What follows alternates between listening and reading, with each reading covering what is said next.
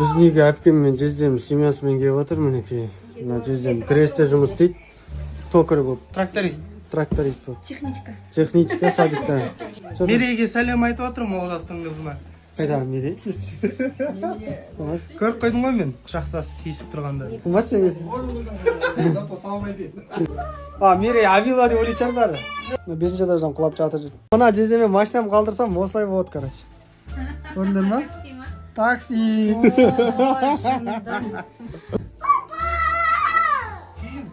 Маңырамаш, маңырамаш. Папа деп. Папа кетпейші деш. Папа кетпейші деш. Ол кырмайт маған, Астанаға кету керек. Сосын ертең Алматыға кету керек. Ертең Алматыға кетіп барамын. Если что, я буду в Алмате где-то 3-4 дня. Алла жаса. Алматы встречай. Ал, давайте, сау болыңыздар. О, Құдай салмасын, еш жамандық болмасын, айғай-шусыз. Шығып кете қойсыншы бұл. Иә, көрем. Ла шашыңызда бір нәрсе тұр. Неме тұр? Немені? Енді өзіміз бір отырып шай ішейген. Мамадим, сіз мына 3 комнатаға клининг шақырып атсыз, апа айтып атыр.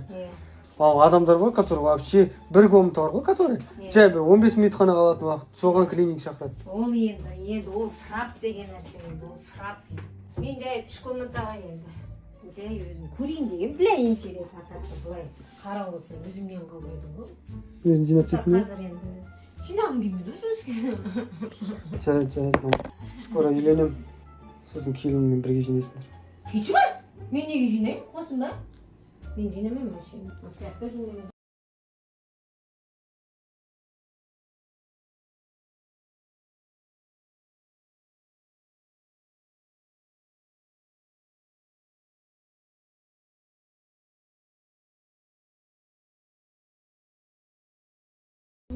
Мама!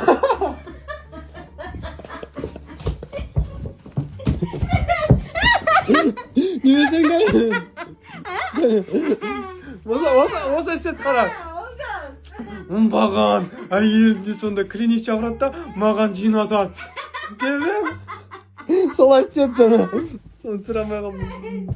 Олжа жаным сұрамай.